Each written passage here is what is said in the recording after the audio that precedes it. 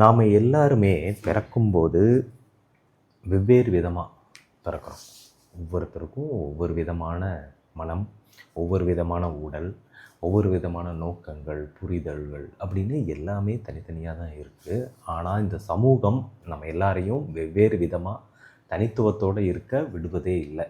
ஏன் அப்படின்னா, சமூகம் எப்பவும் நம்மளை எல்லாத்தையும் ஒரு யூனிஃபார்முக்குள்ளே கொண்டு வர எப்போவுமே ட்ரை பண்ணிக்கிட்டே இருக்கும். பள்ளி மாதிரியான அமைப்புகள், குடும்பம் மாதிரியான அமைப்புகள், சமூக கட்டமைப்பு, நம்ம சுற்றம், இது எல்லாமே எப்போவுமே ஒரு குறிப்பிட்ட ஒரு ஸ்ட்ரக்சரை நம்மளை ஃபாலோ பண்ண வச்சு நம்மளை ஒரு கண்டிஷன் பண்ணிக்கிட்டே இருக்கிறத நம்ம கவனிச்சிருக்கலாம். ஏன்னா தனித்துவமாக இருக்கிறது, தனித்துவமாக சிந்திக்கிறது அப்படிங்கிறது எப்போவுமே குற்றமாக நம்ம ஊரில் பார்க்கப்படுது. என்ன பண்ணுவாங்க அப்படின்னா, இந்த பள்ளி, குடும்பம், சுற்றம் இவங்கெல்லாம் நமக்கு எதையாவது வலியுறுத்திக்கிட்டே இருப்பாங்க. நீ இதை தான் படிக்கணும், இப்படி தான் படிக்கணும், இவ்வளோ மார்க் எடுக்கணும், இந்த விளையாட்டு தான் விளையாடணும், இந்த விளையாட்டெல்லாம் விளையாடக்கூடாது, இப்படி தான் நீ வாழணும், நீ இந்த வயசில் தான் காதலிக்கணும், இந்த வயசில் தான் கல்யாணம் பண்ணிக்கணும், இப்படிப்பட்ட பொண்ணை தான் கல்யாணம் பண்ணிக்கணும், இப்படிப்பட்ட ஆணை தான் கல்யாணம் பண்ணிக்கணும், அப்புறம் எப்படி குழந்தைங்களை எப்படி வளர்க்கணும், குழந்தைங்களுக்கு என்ன செய்யணும் அப்படின்னு நமக்கு பிறந்ததுலேருந்து சாகிற வரைக்கும் எப்படி எப்படி இருக்கணும் அப்படிங்கிறத திரும்ப திரும்ப நமக்கு அவங்க வலியுறுத்திக்கிட்டே இருக்காங்க. அவங்க திரும்ப திரும்ப நமக்கு விதவிதமான பிரச்சனைகளை வலியுறுத்திக்கிட்டே இருக்காங்க. இந்த வலியுறுத்தல்களால் நாம் முதல்ல இழக்கிறது நம்முடைய தனித்துவத்தையும் தனிப்பட்ட சிந்தனைகளையும் நம்முடைய புதிய முயற்சிகளையும் நம்ம எல்லாத்தையுமே சின்ன வயசுலேருந்து கொஞ்சம் கொஞ்சமாக இழக்க ஆரம்பிக்கிறோம். டீனேஜில் வரும்போது நமக்கு இன்னும் அதிக கட்டுப்பாடுகள், அதிக விதிமுறைகள் அப்படிங்கிறது உருவாக ஆரம்பிக்க நம்ம என்ன ஆகுறோம்னா, கொஞ்சம் கொஞ்சமாக நம்ம யார் அப்படிங்கிறதே மறந்து நம்மளும் இந்த ஆட்டு மந்தையான ஒரு சமூகத்துக்குள்ளே நாமளும் நுழைஞ்சிடறோம். அதுக்கப்புறம் நமக்கு அந்த தனிப்பட்ட சிந்தனைகளோ புதிய முயற்சிகளோ எல்லாமே குறைஞ்சிட்டே வருது. நமக்கு சின்ன வயசில் ஏகப்பட்ட கனவுகள் இருக்கும், நிறைய விஷயங்கள் செஞ்சு பார்க்கணுன்னு ஆர்வங்கள் இருக்கும். எல்லாத்தையும் விட்டுட்டு நம்மளும் கடைசியாக ஒரு குடும்பம், ஒரு குழந்தை, ஒரு மனைவி, இல்லை ஒரு கணவன் அப்படின்னு அந்த செட்டப்புக்குள்ளே போய் சிக்கி அப்படியே நம்மளை இழந்து காணாமல் போகிற ஒரு ப்ராசஸ் இருக்குல்ல. இதுக்கு எதிரான ஒரு மனநிலையை பற்றி தான் பேசுது ஜோனதன் லிவிங்ஸ்டன் சீகல் அப்படிங்கிற புக்கு. இது ஒரு குட்டி குறு நாவல். இது ரிச்சர்ட் பாக் அப்படிங்கிறவர் 1970களில் எழுதின ஒரு குட்டி நாவல் இது. இந்த நாவல் இந்த தனித்துவம், தனிப்பட்ட சிந்தனை, சுய சிந்தனை, அப்புறம் எப்படி அதை அடையிறது அப்படிங்கிறத பற்றி தான் இந்த நாவல் நம்ம பேசுது. இன்றைக்கி நாம் இந்த ஜோனதன் லிவிங்ஸ்டன் சீகல் அப்படிங்கிற இந்த நாவல் பற்றி தான் பேச போகிறோம். நான் உங்கள் மெட்ராஸ் மங்க் அதிஷா. இது நீயே ஒலி பாட்காஸ்ட். தொடர்ச்சியாக பல விஷயங்கள் உங்களோட நான் பேசிக்கிட்டு இருக்கேன் தினமும். இன்றைக்கி நாம் அப்படி பேச போகிற விஷயம் இந்த ஜோனதன் லிவிங்ஸ்டன் எனும் கடற்பறவை அப்படிங்கிற இந்த நாவல் பற்றி தான். இது வரைக்கும் நம்ம சேனலை சப்ஸ்கிரைப் பண்ணலைன்னா, ஃபாலோ பண்ணிக்கோங்க. உங்களுடைய கமெண்ட்ஸ் எல்லாத்தையும் எனக்கு தொடர்ச்சியாக என்னுடைய ஃபேஸ்புக் பேஜ்லேயோ இல்லை இன்ஸ்டா பேஜ்லேயோ பகிர்ந்துக்கலாம். அது எனக்கு ரொம்ப ரொம்ப உதவும். நேற்று நம்ம ஷேர் பண்ணியிருந்த இந்த கிராக் ஏஐ பற்றின அந்த உரையாடல், வினோத் ஆறுமுகத்தோடு பண்ணின அந்த உரையாடல் ரொம்ப அதிகமான பேரால் கேட்கப்பட்டிருக்கு. நல்ல ரெஸ்பான்ஸ் வந்திருக்கு. இது மாதிரியான விஷயங்களை தொடர்ச்சியாக பண்ணுறதுக்கான ஊக்கம் எனக்கு கிடச்சிருக்கு.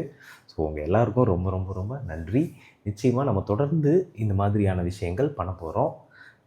இன்றைக்கி நாம் இந்த ஜோனதன் லிவிங்ஸ்டன் எனும் கடல் பறவை, ஜோனதன் லிவிங்ஸ்டன் த சீகல் அப்படிங்கிற இந்த நாவல் பற்றி தான் பேச போகிறோம். இந்த ஜோனதன் லிவிங்ஸ்டன் அப்படிங்கிறது ஒரு மாதிரி ஒரு வித்தியாசமான ஒரு புனைவு. இதில் மனுஷங்கள்லாம் கிடையாது. இது ஒரு கடற்பறவை. கடலில் ஒயிட் கலர் சீகல் இருக்கும்ல, அந்த கடற்பறவை பற்றின ஒரு கதை. ஒரு கடற்பறவை கூட்டம் ஒரு கடல் பகுதி, ஒரு கடற்கரையில் வாழ்ந்துக்கிட்டு இருக்கு. அந்த கடற்பறவை கூட்டத்தில் இருக்கக்கூடிய ஒரு கடற்பறவை தான் இந்த ஜோனதன் லிவிங்ஸ்டன் அப்படிங்கிற ஒரு கடற்பறவை. இந்த கடற்பறவைகள் தொடர்ச்சியாக எப்படி வாழுது அப்படின்னா, அதுங்க இந்த கடல் கரையில் இருக்கக்கூடிய படகுகள்லேருந்து வீசி எறியக்கூடிய அந்த குப்பைகள் இருக்கும்ல, அதில் இருக்கக்கூடிய மீன் குப்பைகள், ரொட்டி துண்டுகள், இது எல்லாத்தையும் போய் எடுத்து தின்று வாழக்கூடியது. கிட்டத்தட்ட நம்ம காக்காலாம் இருக்குல்ல, காக்கா எப்படி குப்பையிலேருந்து எல்லாத்தையும் எடுத்து சாப்பிடுது, அது மாதிரி இந்த கடற்பறவைகள் அந்த குப்பையிலேருந்து எடுத்து சாப்பிடக்கூடிய ஒன்றுங்களாம் இருக்குது. அப்போது இந்த கதை எப்படி தொடங்குதுன்னா, அந்த முதல் சீன் எல்லா கடற்பறவைகளும் அந்த குப்பையிலேருந்து ரொட்டி துண்டுகள் கிடைக்குதா, மீன் கிடைக்குதா அப்படின்னு எல்லாம் தேடிக்கிட்டு இருக்கும்போது, இந்த ஜொனதன் லிவிங்ஸ்டன் மட்டும் இதிலேருந்தெல்லாம் விலகி தனியாக அவன் மட்டும் பறந்துக்கிட்டு இருப்பான். பறக்கிறத பயிற்சி செஞ்சுக்கிட்டு இருப்பான். இந்த மற்ற கடற்பறவைகளுக்கெலாம் இவனை பிடிக்கவே பிடிக்காது. இவன் எப்போ பார்த்தாலும் நம்ம கூட சேர்ந்து உணவு தேடுதலில் இல்லாமல் எப்போ பார்த்தாலும் இவன் பாட்டுக்கு தனியாக பறந்து பறந்து ப்ராக்டிஸ் பண்ணிக்கிட்டு இருக்கான் அப்படின்றது அவங்களுக்கெல்லாம் ஒரு கோபம் இருந்துகிட்டே இருக்கும். ஆனால் இந்த ஜொனதன் லிவிங்ஸ்டன் இருக்கான்ல, இவன் அப்படி கிடையாது. அவனுக்கு இந்த பறக்கிறது அப்படிங்கிறது ரொம்ப பிடிக்கும்.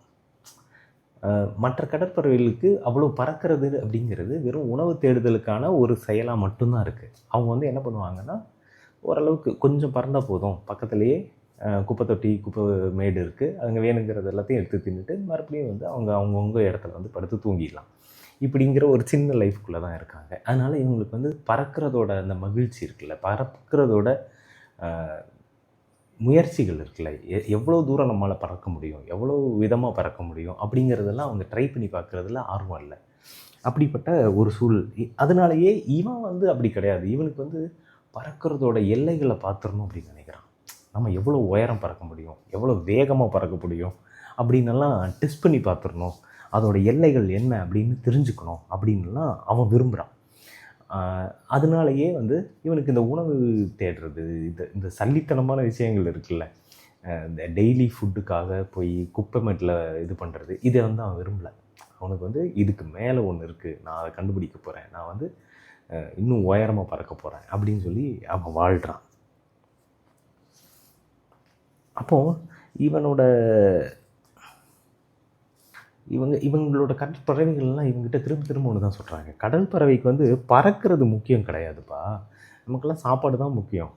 எதுக்கு நீ பறக்கணும்? அதான் சாப்பாடு இங்கே கிடைக்கிது, நீ போய் தின்னுட்டு ஜாலியாக இருக்கலாம்ல, எதுக்காக பறக்கணும்? நமக்கு உணவு தான் முக்கியம், பறக்கிறது இல்லை அப்படின்னு திரும்ப வலியுறுத்துறாங்க. அவங்க அம்மாவும் கூட ஃபீல் பண்ணுறாங்க. தம்பி என்னப்பா இப்படி இழைச்சி போயிட்ட, எல்லா அம்மாவும் ஃபீல் பண்ணுவாங்கல்ல, அது மாதிரி இந்த கடற்பறவை அம்மாவும் ஃபீல் பண்ணி அவருக்கு அந்த ஜோனதன் கிட்ட சொல்லுது, நீ இப்படி இழைச்சி போயிட்டியே, எலும்புந்தோலுமாக இருக்கியே, கொஞ்சம் சாப்பாட்டை கவனம் செலுத்து, நீ சாப்பிடு, பறக்கிறதெல்லாம் அப்புறம் பண்ணிக்கலாம், முதல்ல நீ சாப்பிடுப்பா அப்படின்னு வற்புறுத்துது. அவங்க அப்பா சொல்கிறாரு,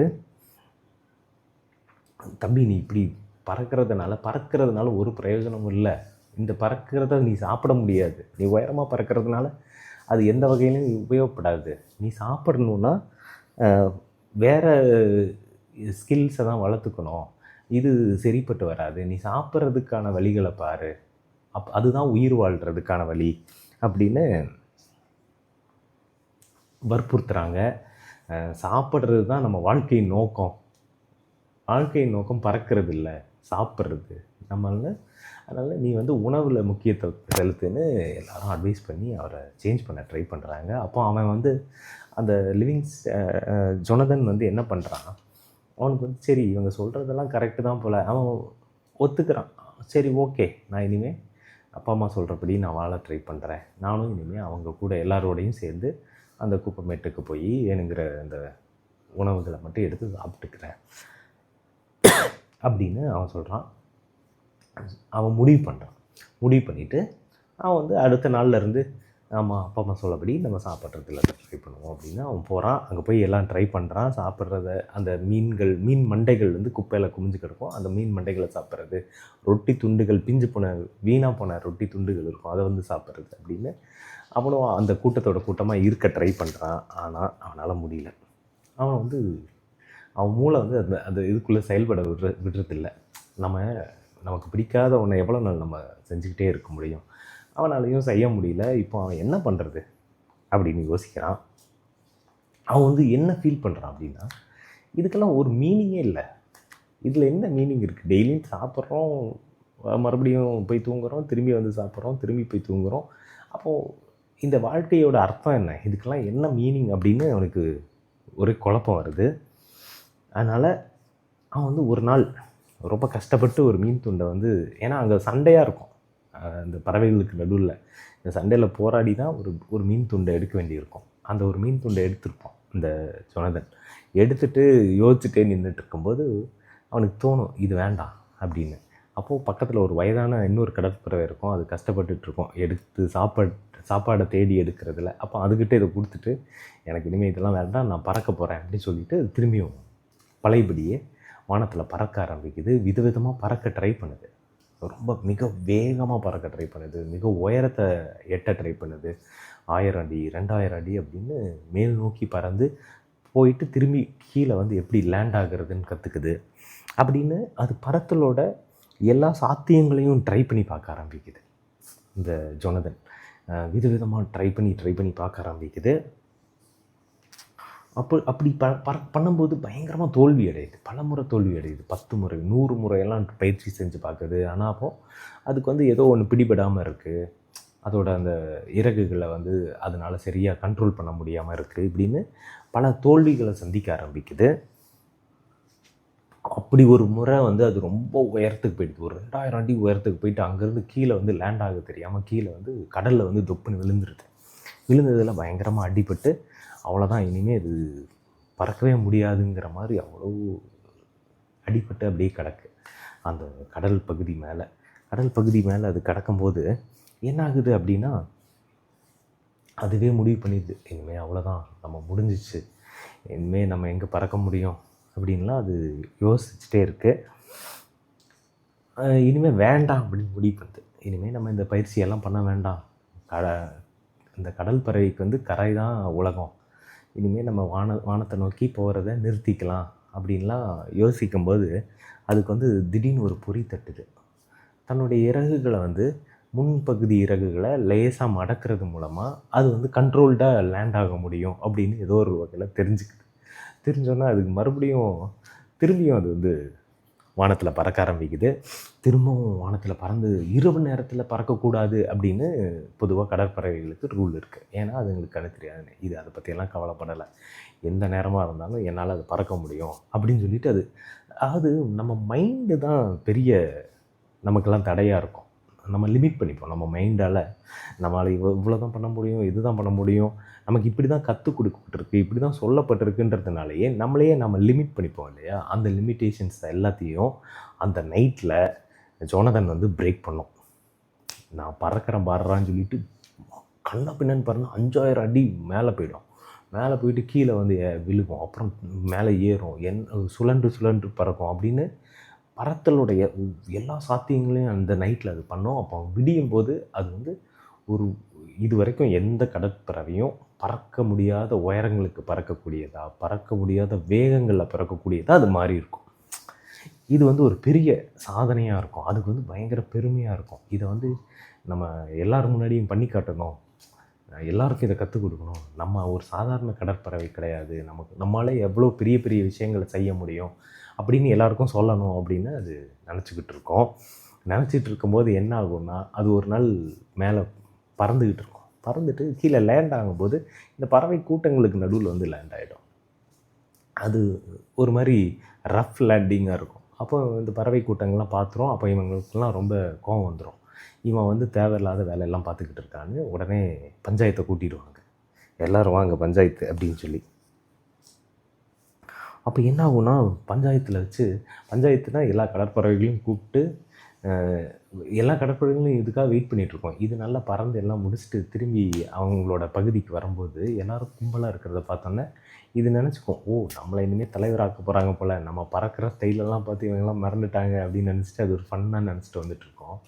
வந்தால் இந்த மற்ற கடற்பறவை இருக்குல்ல, அதுக்கு ஒரு தலைவர் இருப்பார். அவர் வந்து சொல்லிடுவார், தம்பி உன்னால் பயங்கர அவமானமாயிடுச்சு, நீ வந்து கடல் பறவை மாதிரியே நடந்துக்க மாட்டேங்கிற, உன்னை பார்த்து எல்லோரும் கேட்டு போகிறதுக்கு வாய்ப்பு இருக்குது, அதனால் நீ தயவு செஞ்சு உன்னை ஊரை விட்டு ஒதுக்கி வைக்கிறோம் அப்படின்னு நாட்டாம படத்தில் சரத்குமார் தீர்ப்பு கொடுப்பார்ல, அந்த மாதிரி ஊரை விட்டு ஒதுக்கி வச்சுருவாங்க இந்த சொன்னத்தனை.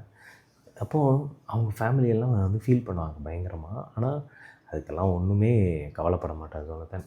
சரி போங்க, என்னை தான் அனுப்பி விட்டீங்களே, நான் போய்க்கிறேன் அப்படின்னு சொல்லிட்டு அவங்க இருக்கிற பகுதியிலேருந்து வெளியே தள்ளி அவருக்கு வெளியே ஒரு மலை உச்சி இருக்கும். அந்த மலை உச்சிக்கு போய் அது தனிமையாக தங்க ஆரம்பிச்சிடும். ஆனால் அதை பற்றி பெரிய ரெக்ரெட்ஸ் இருக்காது. அது பரவாயில்ல, தனியாக விட்டிங்கன்னா என்ன, நான் பாட்டுக்கு ப்ராக்டிஸ் தானே பண்ண போகிறேன்ட்டு அது மறுபடியும் ப்ராக்டிஸ் பண்ண ஆரம்பிச்சிடும். அது வந்து தன்னை பற்றி எதை பற்றியும் கவலைப்படாது. இல்லை அவங்கக்கிட்ட போய் மன்னிப்பு கேட்டு கெஞ்சாது, இல்லை நான் உங்களில் ஒருத்தனாக இருக்கேன் அப்படின்னு தன்னுடைய தனித்துவத்தை அது இழக்காமல் ரொம்ப ரொம்ப தைரியமாக அது வந்து அவங்க கூட வந்து அவங்கள விட்டு போய் ஒரு மலை உச்சியில் வந்து அது பாட்டுக்கு தனியாக ப்ராக்டிஸ் பண்ண ஆரம்பிக்கும். ப்ராக்டிஸ் பண்ண ஆரம்பித்தப்பன்னா பறத்தல் மூலமாக தங்களுக்கு எவ்வளோ விஷயங்கள் நல்ல விஷயங்கள் கிடைக்கும் அப்படிங்கிறத வந்து அது தெரிஞ்சுக்கும். அதாவது இந்த பறவைகள் வந்து கடலோட மேற்பகுதியில் பறக்காது, அது தாழ்வான பகுதிக்கும் பறக்காது. அப்படி தாழ்வாக பறக்கும்போது கடலோட மேல் பகுதியில் இருக்கக்கூடிய சின்ன சின்ன மீன் வகைகள் எல்லாத்தையும் சாப்பிட முடியும். நிலத்தை நோக்கி உயரமாக பறந்து போகும்போது அங்கே இருக்கக்கூடிய பூச்சிகளை சாப்பிட முடியும். நமக்கு வந்து வேறு மாதிரியான உணவுகள் நமக்கு கிடைக்கும்.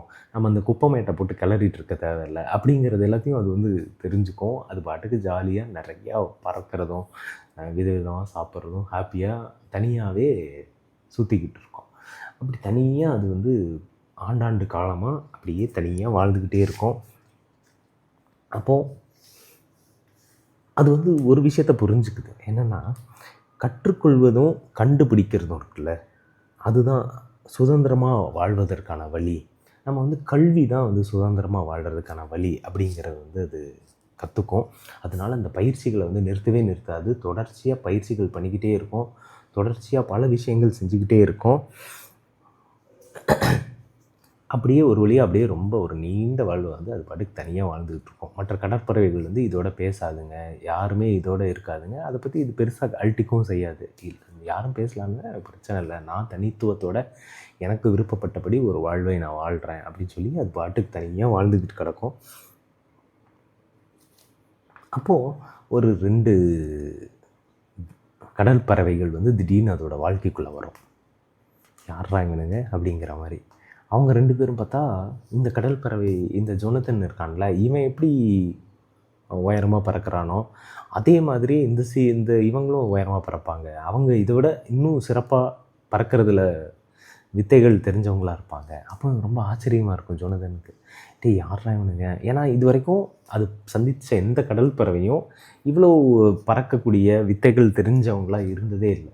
அப்போ முதல் முறையாக ஒரு 2 பேரை மீட் பண்ணுவோம். அதுக்கு ரொம்ப ஆச்சரியமாக இருக்கும். அவங்க 2 பேர் வந்து இந்த கடல் பறவையை கூட்டிகிட்டு போவாங்க. அதோட இந்த 2வது அத்தியாயம் வந்து தொடங்கும். இந்த முதல் அத்தியாயம் வந்து முழுக்கவுமே இந்த தனித்துவத்தை வந்து நம்ம எப்படி தக்க வச்சுக்கிறது அப்படிங்கிறத பற்றி பேசும். 2வது அத்தியாயம் வந்து இதுக்கு வேறொரு வாழ்வை பற்றி பேச ஆரம்பிக்கும். 2வது அத்தியாயத்தில் இந்த ஜொனதன் இருக்கான் இல்லையா, இவன் வந்து வேற ஒரு சொர்க்கம் மாதிரி ஒரு இடத்துல இருப்பான். அங்கே பார்த்தா எல்லாருமே ரொம்ப நல்லா பறக்கக்கூடியவங்களாக இருப்பாங்க. அவங்க வந்து வேறு மாதிரியான ஒரு கடற்பறவைகளாக இருப்பாங்க. அவங்க இந்த குப்பைமேட்டில் போய் கிளறக்கூடியவங்களாக இல்லாமல் அவங்க ரொம்ப சுதந்திரமாக இருப்பாங்க. அவங்க விருப்பப்பட்டதையெல்லாம் செஞ்சு பார்ப்பாங்க. பறக்கிறத வந்து ரொம்ப என்ஜாய் பண்ணிகிட்டு இருப்பாங்க. அவங்க வந்து ரொம்ப ஜாலியாக அதில் புது புது டெக்னிக்ஸை கண்டுபிடிக்க ட்ரை பண்ணிக்கிட்டு இருப்பாங்க. அவங்க இன்னும் உயரம் பறக்கிறதுல அவங்க ரொம்ப ஆர்வமாக இருப்பாங்க. அதாவது 10,000 அடி 20,000 அடியெல்லாம் அவங்க பறந்துக்கிட்டு இருப்பாங்க. இவனுக்கு ரொம்ப ஆச்சரியமாக இருக்கும், என்னடா இது, யாரா நீங்கள் அப்படிங்கிற மாதிரி. அப்போ இதுதான் சொர்க்கமா அப்படின்னு அவனுக்கு டவுட்டே வந்துடும். நம்ம சொர்க்கத்தில் தான் இருக்குமா அப்படிங்கிற மாதிரி ஒரு டவுட் இருக்கும். அப்படிப்பட்ட ஒரு இடத்துல இது ரொம்ப முழுமையாக இவங்களோட தன்னை போலவே இருக்கக்கூடியவங்களை நம்ம பார்க்கும்போது எவ்வளோ அவங்களோட ரொம்ப அந்யோன்யமாக பழக ஆரம்பிப்போம்ல, அப்படி அவங்களோட ரொம்ப அந்யோன்யமாக பழக ஆரம்பிக்கும். அந்த இடம் வந்து அதுக்கு ரொம்ப பிடிச்சு போயிடும். கிட்டத்தட்ட தன்னுடைய அந்த பழைய கடற்பறவைகள் கூட்டம், அங்கே இருந்த நிலைமை, அவங்களுடைய மோசமான நினைவுகள் எல்லாத்தையுமே அது கொஞ்சம் கொஞ்சமாக மறக்க ஆரம்பிச்சிருக்கும். அங்கே வந்து அந்த சலிவன் அப்படின்னு ஒரு நண்பன் வந்து அவனுக்கு கிடைப்பான். சலிவன் அப்படிங்கிறவன் வந்து அவனும் ஒரு கடற்பறவை தான். அவனும் இந்த ஜொனதன் மாதிரியே ரொம்ப நல்லா பறக்கக்கூடியவனாக இருப்பான். அப்போ அவன் வந்து ஒரு விஷயம் சொல்லுவான் ஜொனதன் பற்றி. ஜொனதன், நீ வந்து 1000ல் ஒருத்தன், நீ சாதாரணமானவன் கிடையாது. உனக்கு வந்து நாங்கள்லாம் பல ஜென்மங்களாக பலாயிரம் வருஷங்களாக கற்றுக்கிட்டதை நீ ஒரே ஒரு பிறப்பில் நீ வந்து இது எல்லாத்தையும் கற்றுக்கிட்ட. இது வந்து ரொம்ப பெரிய விஷயம் அப்படின்னு அவன் எப்போவுமே அவனை ஸ்லாகிக்கக்கூடியவனாக இருப்பான், ஊக்கப்படுத்துகிறவனாக இருப்பான். நீ இன்னும் நிறைய பயிற்சி செய், உன்னால் இன்னும் பல சாத்தியங்களை வந்து கண்டடைய முடியும் அப்படின்னுலாம் அவன் வந்து இவனை ஊக்கப்படுத்தக்கூடியவனாக இருப்பான். அப்போது அந்த கடற்பறவை கூட்டத்தில், அதாவது அந்த சொர்க்கம் மாதிரி இருக்கக்கூடிய அந்த கடற்பறவை கூட்டத்தில் வந்து சியாங்க் அப்படின்னு ஒரு கேரக்டர் வருது. இந்த சியாங்க் அப்படிங்கிறவர் வந்து ஒரு ரொம்ப வயதான ஒரு கடற்பறவை. அவர் வந்து எல்லாருக்கும் பறத்தலோட அடுத்த லெவலில் வந்து போதிச்சிட்ருப்பார். அவர் வந்து ஜொனதனுக்கு சில விஷயங்கள் கற்றுக் கொடுப்பாரு. பறக்கிறதுலே இன்னும் எண்ணங்களை கட்டுப்படுத்துறது மூலமாக நம்ம நினச்ச இடத்துக்கெல்லாம் போக முடியும், நம்ம நினச்சபடியெல்லாம் வாழ முடியும், நம்ம வந்து எப்படி இருக்க முடியும் அப்படிங்கிறதெல்லாம் இருக்குல்ல, அது எல்லாத்தையுமே வந்து அவனுக்கு கற்றுக் கொடுக்க ஆரம்பிப்பார். ஜொனதனுக்கு வந்து ரொம்ப சந்தோஷமாக இருக்கும். அவர் எப்படின்னா லைக் டக்குன்னு ஒரு இடத்துலேருந்து இன்னொரு இடத்துக்கு கண்ணிமிக்கிற நேரத்தில் போகக்கூடியவராக இருப்பார். அப்போ இவன் வந்து ரொம்ப ஆச்சரியப்படுவான், எப்படி மாஸ்டர் நீங்கள் இதை செய்கிறீங்க, எனக்கும் இதை கற்றுக் கொடுங்க அப்படின்னு சொல்லி இவன் வந்து கேட்பான். அப்போ வந்து அவர் சொல்லுவார், எண்ணத்தை நீ கட்டுப்படுத்துறது மூலிமா, எண்ணம் இருக்கு இல்லையா, நம்மளுடைய எண்ணத்தை கட்டுப்படுத்த முடியுமா, நம்ம எதை வேணாலும் செய்ய முடியும், எல்லாமே பயிற்சி தான், இது எதுவுமே மேஜிக்கெல்லாம் கிடையாது, நீ பயிற்சி செய்கிறது மூலமாக முதல்ல நீ நம்பணும் இதை என்னால் செய்ய முடியும் அப்படிங்கிறத அப்படின்னு ஃபுல்லாக மோட்டிவேட் பண்ணுவாங்க. அப்போ இவன் வந்து ஆரம்பத்தில் ரொம்ப கஷ்டப்படுவான் அதை செய்கிறதுக்கு. ஆனால் போக போக அவனுக்கு தெரிஞ்சிடும், பயிற்சியாலையும் நம்ம முயற்சியாலையும் எதை வேணாலும் சாதிக்க முடியும் அப்படின்னு அவன் வந்து சாதிக்க ஆரம்பிப்பான். அவன் டக்குன்னு போவான், ஒரு இடத்துலேருந்து இன்னொரு இடத்துக்கு ஜொனதனால் போக முடியும். அப்போ அவன் ரொம்ப சந்தோஷப்படுவான், நான் ஒரு வித்தையை கற்றுக்கிட்டேன் அப்படின்னு. அப்போது இவர் சொல்லுவார், இந்த வித்தைகளை கற்றுக்கிறது வந்து நமக்கு ஒரு சந்தோஷத்தை கொடுக்கும், ஆனால் பூர்ணத்துவம்னு ஒன்று இருக்குது, நம்ம லைஃப் வந்து ஃபுல்ஃபில்மெண்ட், ஒரு திருப்தி வந்து நமக்கு எப்போ வரும் தெரியுமா அப்படின்னு இவன்கிட்ட கேட்பார். அப்போ இவனுக்கு புரியாது. அப்போ நான் என்ன பண்ணணும் அப்படிங்கும்போது அவர் வந்து சொல்லி தருவார். ஆக்சுவலாக இதை நீ சொர்க்கம், நமக்கு விருப்பப்பட்டபடி ஒரு இடம் இருக்குன்னா அதை நம்ம சொர்க்கம்னு நினைக்கிறோம். ஆனால் அது சொர்க்கம் இல்லை. சொர்க்கன்றது நேரம் இடம் சம்மந்தப்பட்டது கிடையாது தம்பி. அது வந்து பூர்ணத்துவத்தை எப்போ நீ எட்டுறியோ அப்போ தான் உனக்கு சொர்க்கம் கிடைக்கும் அப்படின்னு அவர் சொல்லித்தராரு. அப்போ அந்த பூர்ணத்துவத்தை நான் எப்படி எட்டுறது அப்படின்னு இவன் கேட்பான், இந்த ஜோனதன் வந்து கேட்பான். அப்போ அவர் சொல்லுவார், நீ வந்து பூரணத்துவத்தை எட்டணும்னா அன்பை பற்றி கற்றுக்கொள் அப்படின்னு அவர் கடைசியாக அவருக்கு வந்து சொல்லிட்டு அன்றைக்கி வந்து அவர் காணாமல் போயிடுவார், மறைஞ்சிடுவார் காற்றுல. அப்போ இவனுக்கு வந்து அதை இவன் கற்றுக்க ஆரம்பிக்கணும் அப்படின்னு முடிவு பண்ணுவான். அன்பை வந்து எப்படி கற்றுக்கிறது அப்படின்னு இவன் புரிஞ்சுக்க ட்ரை பண்ணுவான். அப்போது இவன் வந்து சியாங்க்கு போனதுனால இப்போ இவன் வந்து ஆசிரியராக அங்கே இருக்க வேண்டிய கட்டாயத்துக்கு ஆளாகும். இவன் வந்து ஆசிரியராக இருப்பான், எல்லாருக்கும் கற்றுக் கொடுப்பான், எல்லாருக்கும் வந்து எப்படி பறக்கிறதோட அந்த சியாங்க்கு இங்கே என்ன சொல்லி கொடுத்துட்டு இருந்தாரோ அதை எல்லாத்தையும் சொல்லிக் கொடுப்பான். ஆனால் இவனுக்கு அந்த பூர்ணத்துவம் அப்படிங்கிறத அடையிறதுக்கான வழியை பற்றி யோசிச்சுட்டே இருப்பான்.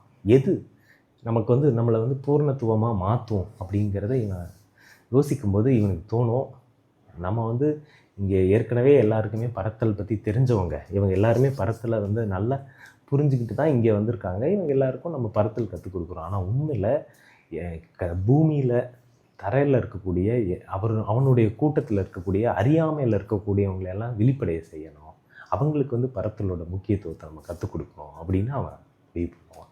அதுதான் ரொம்ப முக்கியம் இல்லை, நம்ம கற்றுக்கிட்டதை நம்மளே அனுபவிக்கிறது இல்லை, நம்ம வந்து பெற்றுக்கொண்டதை, நம்ம வந்து ஒன்று அடைஞ்சதை நம்மளே வச்சுக்கிறதுல என்ன நமக்கு வந்து மகிழ்ச்சி இருக்க முடியும், அது வந்து மற்றவங்களோட பகிர்ந்துக்கிறது இருக்குல்ல. இப்போ நான் வந்து ஒரு புக்கை படிக்கிறேன் அப்படின்னா அதை படிச்சுட்டு எனக்கு ரொம்ப சந்தோஷமாக இருக்குது, நான் அதை படி வாழ்கிறேன் அப்படிங்கிறது ஒரு முக்கியமான விஷயம். அப்படிங்கிற மாதிரியே நான் கற்றுக்கிட்டதை மற்றவங்களோட பகிர்ந்துக்கிறது இருக்குல்ல, நான் இப்போ இன்றைக்கி வந்து அதை வந்து உங்களோட நான் பகிர்ந்துக்கிறேன் அப்படிங்கும்போது எனக்கு ஒரு மகிழ்ச்சி கிடைக்குது இல்லை, இதுதான் பூர்ணத்துவத்துக்கான வழி அப்படின்னு அவன் தெரிஞ்சுக்கிறான். அப்போ அந்த பூரணத்துவத்துக்கான அந்த வழி இருக்குல்ல, அதை வந்து அவன் தெரிஞ்சோன்னே அவன் முடிவு பண்ணுறான், நான் திரும்பியும் என்னுடைய கடல் கூட்டத்துக்கிட்டே போகிறேன், அவங்களுக்கு மறுபடியும் நான் பறத்தலோட முக்கியத்துவத்தை சொல்லித்தரப்போகிறேன் அப்படின்னு முடிவு பண்ணுறான். அப்போ வந்து சலிவன் வந்து சொல்கிறான், அவங்கெல்லாம் வந்து உன்னை வெறுப்பாங்க, அவங்கக்கிட்ட போய் நீ எப்படி என்னத்தை சொல்லித்தர முடியும், அவங்க ஏற்றுக்க மாட்டாங்க உன்னைய அப்படின்லாம் வந்து அவன் தடுக்கிறான். அப்போது இவன் வந்து சொல்கிறான், நம்ம எவ்வளோ உயரமாக பறக்கிறோமோ அவ்வளோ விரிவாக அந்த உலகத்தை பார்க்க முடியும், நான் இப்போ உயரமாக பறக்க இந்த உலகத்தை விரிவாக நான் பார்க்க ஆரம்பிச்சிட்டேன், எனக்கு வந்து எது ரொம்ப முக்கியம் அப்படிங்கிறது எனக்கு இன்றைக்கி தெரிய ஆரம்பிச்சிருச்சு, நான் வந்து திரும்பி போகிறேன், அவங்களுக்கு தான் இது ரொம்ப தேவை, நான் இங்கே உட்காந்துட்டு ஏற்கனவே பறத்தல் பற்றி தெரிஞ்சவங்களுக்கு இதை சொல்லித்தரதை விட அறியாமையில் இருளில் இருக்கிறவங்களுக்கு வெளிச்சமாக இருக்கணும்னு நான் விரும்புகிறேன் அப்படின்னு அவன் சொல்கிறான். அப்போது சலிவன் வந்து அதை புரிஞ்சுக்கிறான். அவன் வந்து ஆரம்பத்தில் ரெசிஸ்ட் பண்ணுறான் இல்லையா, அங்கே போனேன்னா உன்னை யாரும் புரிஞ்சுக்க மாட்டாங்க, ஏற்றுக்க மாட்டாங்கன்னு. ஆனால் இவன் அன்பால் நிறைஞ்சவனாக மாறிட்டான் அந்த ஜொனதன். இனிமேல் அவனை யாராக இருந்தாலும் ஏற்றுப்பாங்க அப்படிங்கிறத சலிவன் புரிஞ்சுக்கிட்டு அவன் வந்து அவனை அனுப்பி வைக்கிறான். இப்போ கட் பண்ணால் இந்த இடத்துல இருந்து அப்படியே கதை அங்கே கட் ஆகும். கட்டாகி வேறு இடத்துல ஓப்பன் ஆகும். பார்த்தா ஃப்ளிச்சர் அப்படின்னு ஒரு கடல் பறவை இவனோட கூட்டத்தில் இருக்கும். அதுவும் வந்து எப்படி ஜொனதன் வந்து ஒரு ரெவல்யூஷனரியாக இருந்தான்ல, அவன் வந்து எப்போ பார்த்தாலும் இவங்களுக்கு எதிராக எனக்கு உணவெல்லாம் வேண்டாம், நான் பட்டினி கூட கிடப்பேன், எலும்புந்தோலுமாக கூட இருப்பேன், ஆனால் எனக்கு பறத்தல் தான் சந்தோஷம், நான் பறக்கிறதுல தான் முழுமையான மகிழ்ச்சி எனக்கு கிடைக்கும் அப்படின்னு நினச்சி அவன் பறந்துக்கிட்டே இருக்கிற அந்த மனநிலை இருக்கும்ல, அந்த மனநிலையில் இருக்கக்கூடிய ஒருத்தனாக ஃப்ளிச்சர் இன்றைக்கி வந்து அங்கே இருப்பான். அவன் வந்து பறந்துக்கிட்டே இருப்பான், வானத்தில் பறந்து பறந்து பறந்து ஃபுல்லாக பறந்துக்கிட்டு இருக்கக்கூடிய ஒருவனாக இருந்துகிட்டு இருப்பான். அப்போ அவனையும் வந்து இந்த கூட்டத்தினர் வந்து வெறுப்பாங்க. அதனால இவன் ரொம்ப கோவக்காரனாக இருப்பான். ஜொனதன் அளவுக்கு இல்லை, இவன் வந்து பயங்கர அந்த அந்த கூட்டத்து மேலேயே ரொம்ப கோபமாக இருப்பான். அவங்களெலாம் அழிச்சிடணும் அப்படின்னு நினைக்கக்கூடியவனாக இருப்பான். ஒரு மாதிரி ஒரு கோவக்கார டீனேஜர்ஸ் இருப்பாங்கள்ல, அந்த மாதிரியான ஒரு பையன்தான் இந்த ஃப்ளிச்சரு. இவன் வந்து தனியாக பறந்துக்கிட்டு இருக்கும்போது அவனுக்குள்ளேருந்து ஒரு குரல், ஏதோ பக்கத்தில் ஒரு குரல் கேட்கும். திரும்பி பார்த்தா பக்கத்தில் வந்து ஜொனதன் பறந்துக்கிட்டு இருப்பான்.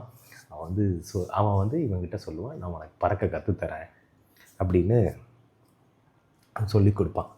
சொல்லிக் கொடுக்கும்போது இந்த ஃப்ளிச்சர் இருக்கான்ல, அவனுக்கு சொல்லிக் கொடுக்கறதுலேருந்து 3வது அத்தியாயம் தொடங்க ஆரம்பிக்கும்.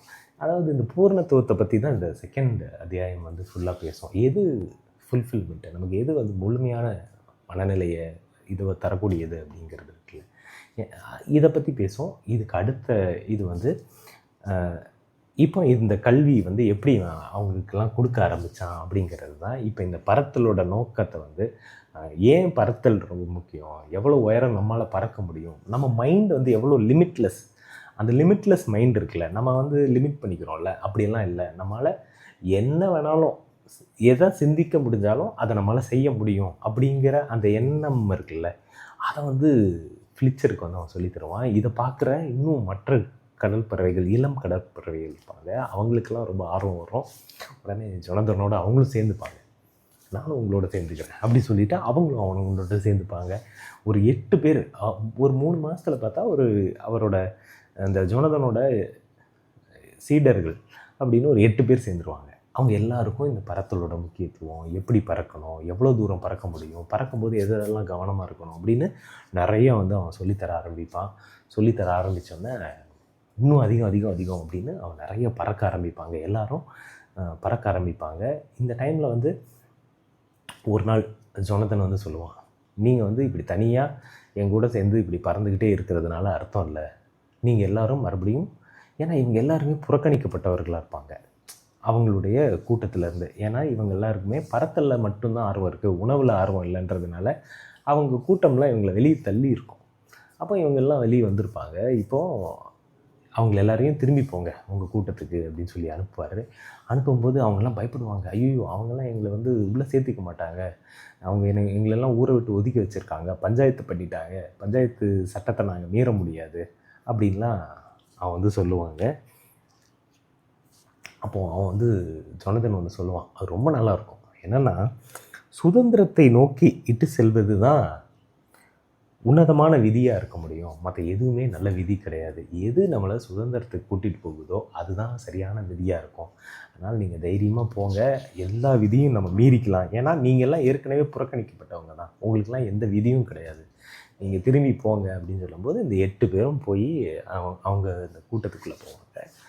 அப்போ அங்கே இருக்கிறவங்களுக்கெல்லாம் முதல்ல இவங்கெல்லாம் எதுக்கு திரும்பி வரானுங்கன்னு தான் ஃபஸ்ட்டு தோணும். ஆனால் அங்கே இருக்கிற இளைஞர்கள், அவங்க இருக்கிற புதுமையை விரும்புகிறவங்க எல்லாருக்கும் ஆச்சரியமாக இருக்கும். இவங்க எப்படி இவ்வளோ உயரம் பறக்கிறாங்க, எப்படி இவங்க சேர்ந்து பறக்க முடியுது இவங்களால் அப்படிங்கிறது எல்லாத்தையும் ஆச்சரியமாக அவங்களாம் பார்க்க ஆரம்பிப்பாங்க. அப்போது இன்னும் அதிகமான பேருக்கு இந்த பறத்தலில் வந்து ஆர்வம் வர ஆரம்பிக்கும், அதிகமான பேர் கற்றுக்க ஆரம்பிப்பாங்க. அப்போது புதுசாக வர்ற பசங்களுக்கெல்லாம் வந்து என்ன தோணுன்னா, ஒரு தாழ்வு மனப்பான்மையோடு வர்றாங்க. இவங்க எல்லாருக்கும் தாழ்வு மனப்பான்மையாக இருக்குது, நாங்கள் என்ன பண்ணுறது, எப்படி இது பண்ணுறது, எங்களுக்கெல்லாம் இது பண்ண வராது. ஏன்னா நமக்கே இருக்கும், உயர பறந்தாலும் ஊர்க்குருவி பருந்தாகாதுன்னு சொல்லுவோம்ல, நம்ம எல்லாரையுமே ஊர்க்குருவியாகவே நம்ப வச்சுருப்பாங்க. எனக்கெல்லாம் வந்து இங்கிலீஷ் வராது, எனக்கெல்லாம் அது வராது, எனக்கெல்லாம் இது வராதுன்னு சின்ன வயசுலேருந்தே நமக்கு வந்து சொல்லிக் கொடுத்து நம்ம வந்து அதை நம்ப ஆரம்பிச்சிருப்போம். அந்த மாதிரி இவங்க என்ன சொல்லுவாங்கன்னா, நீங்கள்லாம் வரம் வாங்கிட்டு வந்தவங்க, நீங்கள்லாம் கடவுளோட பிள்ளைங்க, அதனால உங்களுக்கெல்லாம் வந்து இது சாத்தியமாகுது, நாங்கள்லாம் சாதாரண கடற்பறவை தானே, எங்களுக்கு இது முடியுமா அப்படிங்கும்போது ஜொனதன் வந்து ஒன்றே ஒன்று தான் சொல்லுவான், யாருமே இங்கே ஸ்பெஷல்லாம் கிடையாது, எல்லாரும் சாதாரணமானவங்க தான், எல்லாரும் இண்டிவிஜுவல்ஸ் தான், இங்கே எல்லாத்துக்கும் காரணம் பயிற்சி தான், நீ வந்து பயிற்சி பண்ணேன்னா எதை வேணாலும் எப்போ வேணாலும் சாதிக்க முடியும், ஆனால் தீவிரமாக பயிற்சி பண்ணணும், முழுமையாக பயிற்சி பண்ணணும்னு அவன் வந்து சொல்லி கொடுத்து ஒவ்வொருத்தரையாக பறக்க வைக்கிறான். எல்லோரும் வானத்தில் பயங்கரமாக பறக்க ஆரம்பிக்கிறாங்க. அப்போ தான் ஒரு அற்புதம் நிகழ்து. என்னென்னா, ஜோனதனே அதை எதிர்பார்த்துருக்க மாட்டான். அவன் வந்து தெரியாதனமாக ஒரு விஷயம் பண்ணிடுவான். ஏன்னா ஆல்ரெடி எல்லாருமே ஜொனதன் இந்த மாதிரி ஒரு மேஜிக் நடத்திட்டுருக்கான், இவன் பண்ணுறத மேஜிக்காக பார்க்குறாங்க. ஆனால் அவன் ஒன்றும் பண்ணுறது இல்லை. அவன் ஒரு நார்மலாக எல்லாேருக்கும் சொல்லித்தரான் எப்படி பறக்கணும். எல்லாேருக்கும் இறகு இருக்குது, எல்லாேருக்கும் இறகுகளை விரித்து எல்லாராலையும் பறக்க முடியும். அதை கொஞ்சம் கண்ட்ரோல் பண்ணுறது மட்டும்தான் இவன் சொல்லித்தரான். ஆனால் அதுவே இவங்களுக்கெல்லாம் ஒரு மேஜிக் மாதிரி இருக்குது. அதை வந்து ஒரு அற்புதமாக நினச்சி பார்த்துட்டு இருக்காங்க. அவனை வந்து ஆதி கடற்பறவையின் மகன் அப்படின்லாம் சொல்கிறாங்க. நம்ம ஜீசஸ் கிரைஸ்ட்டை சொல்லுவாங்கள்ல, அந்த மாதிரி இந்த கடற்பறவை வந்து ஆதி கடற்பறையின் மகன் தான் இந்த ஜோனதன் அப்படின்னு சொல்லக்கூடிய ஒரு இது இருக்குது. அப்படிப்பட்ட ஒரு காலத்தில் ஆதி பறவையின் மகன் அப்படின்னு இவனை வந்து கொண்டாட ஆரம்பிக்கிறாங்க. இவன் என்ன பண்ணுறான், ஒரு பறவை வந்து அவங்ககிட்ட வருது. அப்போது அந்த மாதிரி டைமில் தான் அவங்ககிட்ட வந்து ஒரு கடற்பறவை அதோட வலது பக்க இறகு வந்து செயல்படாமல் இருக்குது. செயல்படாத அந்த இறகோடு அது அங்கே வருது. வந்தது வந்து என்ன பண்ணுதுன்னா, எனக்கு பறக்கணும், ஆனால் என்னால் பறக்க முடியல, என்ன பண்ணுறதுன்னு ஜொனதன்கிட்ட கேட்குது. ஜொனதன் வந்து அதுக்கு ஒரு நம்பிக்கையை கொடுக்குறாரு. அது அந்த இறகை வச்சுட்டு எப்படி பறக்கணும் அப்படிங்கிறது சொல்லி கொடுக்குறாரு. சொல்லி கொடுக்கும்போது என்ன ஆகுதுன்னா, அந்த பறவை வந்து பறக்குது. இதை வந்து எல்லோரும் அற்புதமாக நினைக்கிறாங்க, இது ஒரு மேஜிக்காக நினைக்கிறாங்க. இப்போது அது என்ன ஆகுதுன்னா, இந்த மேஜிக்கை வந்து எல்லோரும் இவர் வந்து கடவுள் தான் அப்படின்னு நினச்சிடறாங்க. அப்போது இதுக்கு மேலே இங்கே இருந்தால் சரிப்பட்டு வராது அப்படின்னு ஜொனதன் முடிவு பண்ணுறான். அப்போ ஜொனதன் வந்து அங்கேருந்து கிளம்பிடலாம் அப்படின்னு தீர்மானிக்கிறான். அவன் வந்து ஒரு பறவை வந்து சுதந்திரமானது அப்படின்னு தெரிஞ்சுக்கணுன்னா அதுக்கு பயிற்சி செஞ்சால் போதும், வேறு எதுவும் தேவையில்லை அப்படிங்கிறத மட்டும் ஃப்ளிச்சர்கிட்ட சொல்லி கொடுத்துட்றான். ஃப்ளிச்சர் வந்து கேட்குறான். அவனுக்கு வந்து ஒரு விஷயம் புரியவே இல்லை. அவர் கிளம்ப போகிறாருன்றது கூட அவனுக்கு தெரியல. ஃப்ளிச்சர் கூப்பிட்டு அவர் சும்மா பேசிக்கிட்டு இருக்கான் அந்த ஜொனதன். அவன் வந்து சொல்கிறான், அவன் பேசிகிட்டு இருக்கும்போது ஃப்ளிச்சர் கேட்குறான், எப்படி உன்னை வெறுக்கிறவங்களை எல்லாத்தையும் உன்னால் எப்படி நேசிக்க முடியுது அப்படின்னு கேட்கும்போது இவன் சொல்கிறான், நம்ம வந்து நம்மளை வெறுக்கிறவங்கக்கிட்ட அவங்க வெறுப்பை மட்டுமே நம்ம பார்த்துட்ருப்போம். பெரும்பாலும் நம்ம அப்படி தானே பண்ணுவோம். நம்மளை வந்து ஒருத்தர் வெறுக்கிறாங்கன்னு வச்சுங்களேன், இல்லை நம்மக்கிட்ட ஒருத்தர் கோபமாக இருக்காங்கன்னா அவங்களோட கோபத்தில் தான் நம்ம கவனம் இருக்கும், அவங்களுடைய வெறுப்பில் தான் நம்ம கவனம் இருக்கும். ஆனால் அந்த மனிதர்கள்கிட்டையும் நல்ல விஷயங்கள் இருக்கும், நல்ல மாதிரியான குணங்கள் இருக்கும், நல்ல மாதிரியான நோக்கங்கள் இருக்கும். அதை நம்ம கவனிக்க ஆரம்பிக்கணும். அப்படி கவனிக்க ஆரம்பிக்கும்போது நம்ம வெறுப்பவங்கக்கிட்ட கூட நம்மளால் அன்பு செலுத்த முடியும் அப்படின்னு அவன் வந்து ரொம்ப அழகாக சொல்லுவான். சொல்லும்போது என்ன ஆகும்னா, அப்போது ஃப்ளிச்சர்னால் அதை ஏற்றுக்க முடியாது. எப்படி அது சாத்தியம் அப்படிங்கும்போது அவன் சொல்லுவான், டேய் ஃப்ளிச்சர், நீயே வந்து எவ்வளோ கோபக்காரனாக இருந்த, நீ எவ்வளோ வெறுப்போடு இருந்த, எல்லாரையும் அழிச்சிடணுன்ற வெறுப்போடு இருந்தவன் தானே. ஆனால் உனக்குள்ளே ஒரு நல்ல விஷயம் இருந்துச்சு, நீ எல்லாத்தையும் கற்றுக்கணும்னு நினைக்கிற, பறத்தல் ஆர்வமாக இருக்கன்ற அந்த நல்ல விஷயத்த நான் பார்த்தேன். அதனால தான் என்னால் உனக்கு கற்றுக் கொடுக்க முடிஞ்சிச்சு. ஸோ யாருமே கெட்டவங்க கிடையாது, எல்லாருக்கிட்டேயும் வெறுப்பும் இதுவும் இருந்தாலும் அவங்கக்கிட்ட இருக்கிற நல்ல விஷயங்களை நம்ம பார்க்க ஆரம்பிக்கணும் அப்படின்னு அவர் வந்து போதிக்கிறான். இந்த ஜோனதன் வந்து ஃப்ளிச்சருக்கு போதிக்கிறான். போதிச்சுட்டு கடைசியாக ஒன்று சொல்லிட்டு போகிறான். அப்போ ஃப்ளிச்சருக்கு புரிஞ்சது, இவன் எதுக்கு இதெல்லாம் சொல்லிக்கிட்டு இருக்கான் அப்படின்னு எனக்கு தோணுது. நீ எதுக்கு இதெல்லாம் சொல்கிற, நீ என்னை விட்டு போறியா அப்படின்னு கேட்கும்போது ஜொனதன் வந்து சொல்கிறான், நான் கிளம்பிட்டேன், என் வேலை முடிஞ்சிருச்சு, இனிமேல் நீ தான் இதை பார்த்துக்கணும் அப்படின்னு சொல்லிவிட்டு போகும்போது ஒன்று சொல்கிறான், என்னை பற்றி வதந்தி பரப்பாதீங்க, நான் கடவுளோட பிள்ளை அது இதுன்னெலாம் என்னை பற்றி பேசாதீங்க, எதையுமே பறக்கிறத மட்டும் கற்றுக் கொடுங்க எல்லாத்துக்கும் அப்படின்னு சொல்லிட்டு இந்த ஜொனதன் வந்து கிளம்புறான். இப்போது ஃப்ளிச்சர் தான் ஜொனதனுக்கு அப்புறம் இங்கே வந்து அந்த பறத்தில் எல்லாருக்கும் கற்றுக் கொடுக்குறவனா மாறுறான். ஆனால் அவன் வந்து இப்போ புதுசாக திடீர்னு ஜொனதனோட இடத்துல இருக்க வேண்டியதாகுது. இருக்கும்போது என்ன ஆகுதுன்னா, அவன் வந்து ரொம்ப தீவிரமாக இருக்க ட்ரை பண்ணுறான், ரொம்ப கடுமையாக இருக்க ட்ரை பண்ணுறான். அது எதுவுமே ஒர்க் ஆக மாட்டேங்குது. அவன் இப்போது ஜொனதன் சொல்லி கொடுத்த மாதிரி மனிதர்கள்கிட்ட இருக்கிற நல்ல விஷயங்களை கவனிக்க ஆரம்பிக்கிறான். அவங்க எவ்வளோ தான் வெறுப்பானவங்களாக இருந்தாலும், கோபக்காரங்களாக இருந்தாலும், தீயவர்களாக இருந்தாலும், அவங்கக்கிட்ட இருக்கக்கூடிய நல்ல குணத்தில் அவனுடைய இதை திரும்பி பார்க்க ஆரம்பிக்கிறான். பார்க்கும்போது அவனால் எல்லாரையும் ஒரே மாதிரி நேசிக்க முடியுது. இப்போ அவன் எல்லாருக்கும் அந்த பரத்தில் கற்றுக் கொடுக்க ஆரம்பிக்கிறான். இதோடு இந்த 2வது அத்தியாயம் முடிவடையுது. அதுக்கு அடுத்தது 3வது அத்தியாயம் தொடங்குது. 3வது அத்தியாயத்தில் ஃப்ளெச்சர் வந்து அவனுக்கு நிறைய சீடர்கள் வராங்க.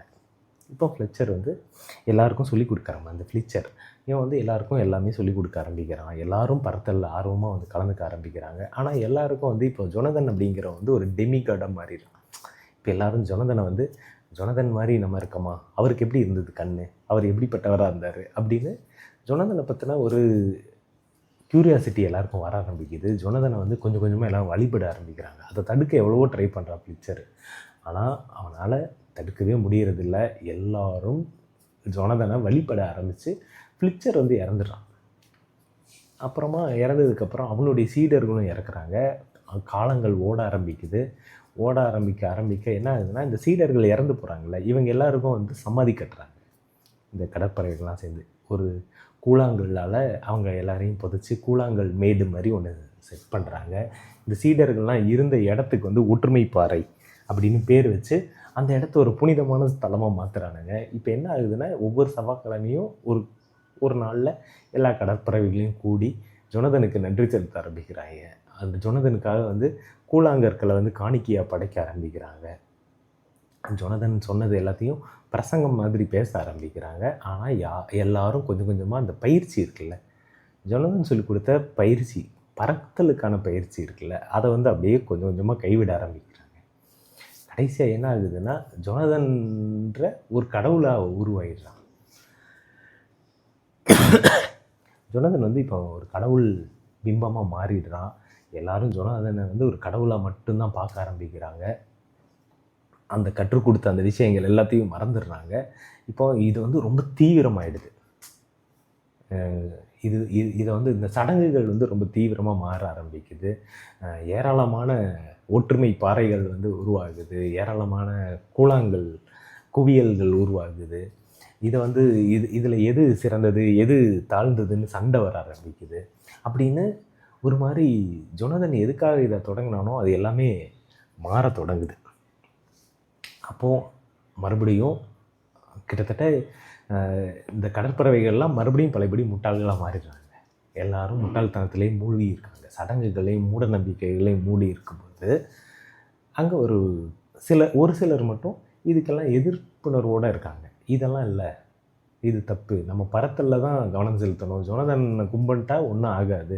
எல்லோரும் ஜொனதனை போய் கும்பிடுறாங்க. ஜொனதன்கிட்ட போய் எனக்கு ஒரு கஷ்டம், நான் ஏதோ தப்பு செஞ்சால் என்னை மன்னிச்சிரு, எனக்கு இந்த கஷ்டத்தை போக வைன்னு கெஞ்சாதீங்க. நம்ம எல்லாம் வந்து பறக்க ஆரம்பிக்கணும், நம்ம வந்து பரத்தலில் தான் நமக்கான விடுதலை இருக்குது, பரத்தல் தான் நமக்கான சுதந்திரம் அப்படின்னு எல்லாரும் பேச ஆரம்பிக்கிறாங்க சில பேர். அதில் ஒருத்தன் தான் ஆந்தனி அப்படிங்கிற ஒரு இளைஞன். அவன் வந்து இதெல்லாம் தப்பு, நம்ம வந்து வெறுமனே இந்த மாதிரி ஒரு மூட நம்பிக்கையிலையும் சடங்குகளையும் மூழ்கி இருக்கக்கூடாது, நம்ம பறக்க ஆரம்பிக்கணும், பறத்தல் தான் உண்மையான சுதந்திரம். கடற்பறவையோட ஒரு நோக்கம் அப்படிங்கிறது வெறுமனே உணவு உண்றதும் இந்த மூட நம்பிக்கையில் திளைக்கிறதும் இல்லை, பறக்க ஆரம்பிக்கணும், நம்ம நிறைய பறக்கணும் அப்படின்னு அவன் ஆசைப்பட்றான். அவனை எப்பவும் போல் எல்லாருமா சேர்ந்து ஒதுக்கி வைக்கிறாங்க. அவன் ஆனால் அதை பற்றி கவலைப்படல. அவன் மறுபடியும் ஃபுல்லாக பறக்க ஆரம்பிக்கிறான். பறக்க ஆரம்பித்தவன் ரொம்ப பிரமாதமாக பறக்கிறான். அப்போது அவனுக்கு வந்து இன்னும் உயரம் பறக்கணும்னு ஆசை வருது. இன்னும் உயரமாக நான் போகணும், இன்னும் நிறைய பண்ணணும் அப்படின்லாம் ஆசை வருது. அங்கே வந்து ஜொனதன் வரான். மறுபடியும் ஜொனதன் வந்து உனக்கு நான் சொல்லித்தரேன் அப்படின்னு அவனுக்கு வந்து ஒரு குரல் கேட்குது, நான் உனக்கு ஒரு சொல்லித்தரேன் எப்படி பறக்கணும் அப்படிங்கிறது அப்படிங்கும்போது ஆந்தனி வந்து ஃபஸ்ட்டு கோவமாக இருக்கான். எல்லோரும் என்கிட்ட நீ பேசாத, எல்லோரும் உன்னையும் எடுத்துருவாங்க அப்படின்லாம் சொல்கிறான். அதெல்லாம் பிரச்சனை இல்லை, உனக்கு நல்லா சொல்லித்தரேன்றான். உன் பேர் என்னன்னு கேட்கும்போது என் பேர் ஜோனதன் அப்படின்னு சொல்லும்போது இந்த கதை அப்படியே முடிவடையுது. இந்த கதை வந்து வெறும் கடற்பறவை பற்றியும் பறத்தல் பற்றியும் பேசுகிறதா இருந்தாலும் இது ஒரு தீவிரமான நம்முடைய வாழ்வை பற்றி, நம்ம வாழ்க்கையில் வாழ்கிறது அப்படிங்கிறது இருக்குல்ல, நம்ம எதுக்காக வாழ்கிறோம், இப்போ சம்பாதிக்கிறதுக்காக வாழ்கிறோமா, நம்ம வந்து வாழ்கிறதுக்காக சம்பாதிக்கிறோமா இல்லை சம்பாதிக்கிறதுக்காக வாழ்கிறோமா அப்படிங்கிற அந்த குழப்பம் வருது இல்லை.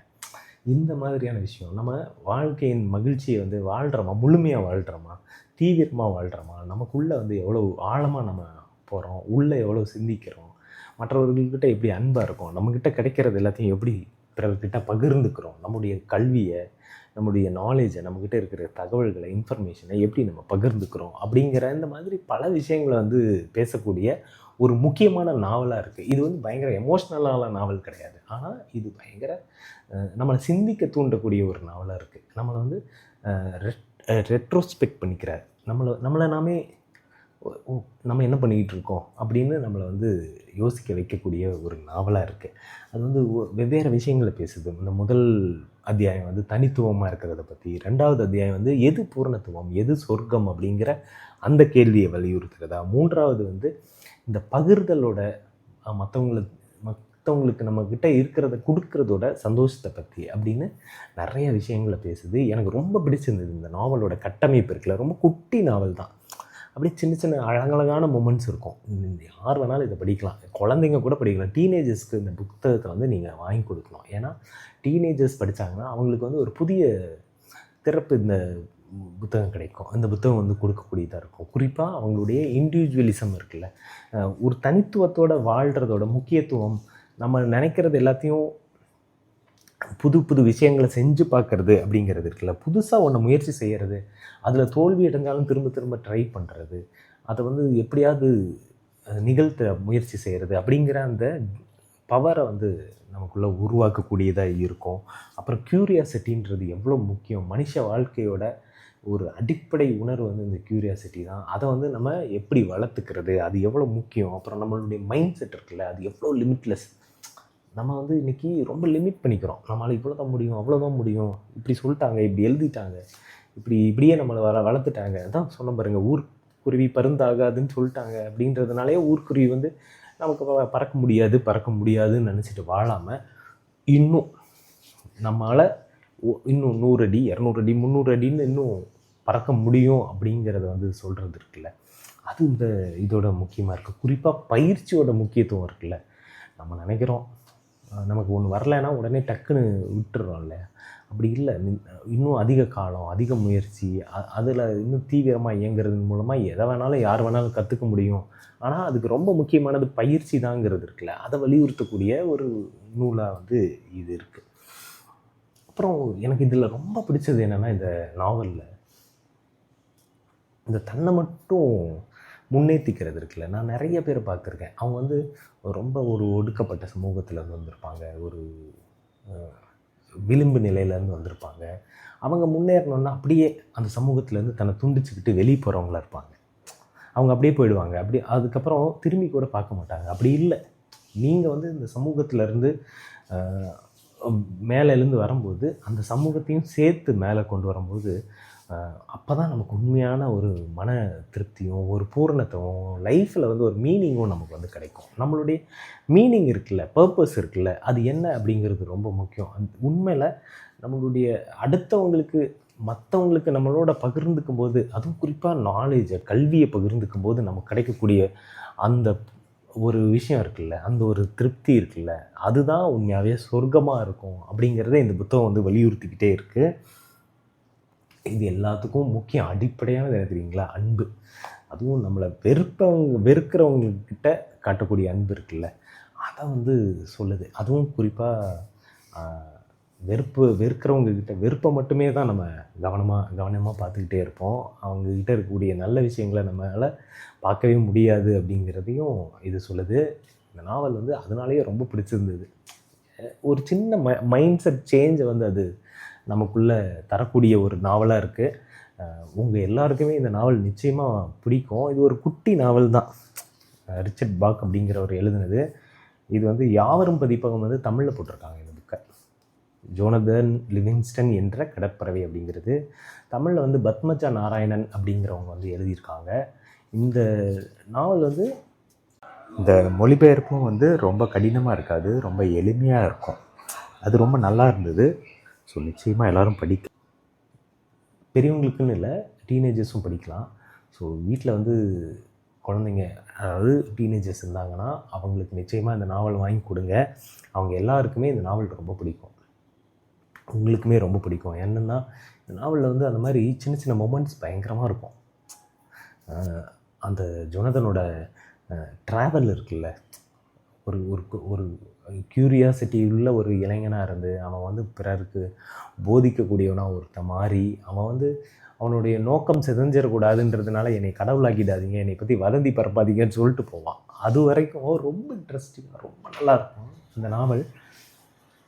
குறிப்பாக மதம் சார்ந்த ஒரு தீவிரமான விமர்சனத்தை வந்து இது வந்து முன்வைக்குது. என்ன மாதிரி விமர்சனம் அப்படின்னா, நம்ம வந்து இந்த மத போதகர்கள், இல்லை மதத்தை வலியுறுத்தியவங்க, புத்தராக இருக்கலாம், இயேசுவாக இருக்கலாம், இவங்களை எல்லாத்தையும் விட்டுட்டு, இவங்க சொன்னது எல்லாத்தையும் விட்டுட்டு, அவங்க எதை பயிற்சி செய்யணும் அப்படிங்கிறது எல்லாத்தையும் விட்டுட்டு அவங்கள வந்து வழிபடுறது அப்படிங்கிறத விமர்சனத்துக்குள்ளாக்குது. குறிப்பாக உன்னை போலவே உன் அயலானை நேசி அப்படின்னு சொன்ன அந்த ஒரு தத்துவத்தை எல்லாத்தையும் நம்ம விட்டுட்டோம். இன்றைக்கி வந்து நம்ம மதம் பெருசு, உன் மதம் பெருசு, என் மதம் பெருசு அப்படிங்கிற அந்த சண்டைகளுக்குள்ளே போகிறோம், அந்த சடங்குகளுக்குள்ளே போகிறோம். வெறும் சடங்குகளை மட்டுமே நம்ம நம்பக்கூடியவங்களாக மாறிட்டோம் இல்லையா? அதை வந்து இது பேசு. ஸோ இதுதான் இந்த ஜொனதன் லிவிங்ஸ்டன் எனும் கடற்பறவை பற்றி தான் இன்றைக்கி நான் பேசணும்னு நினச்சேன். இன்றைக்கி கொஞ்சம் லாங், ஆனால் கொஞ்சம் கதை தானே. ஸோ எல்லோரும் நிறைய கேட்டிருப்பீங்கன்னு நினைக்கிறேன்.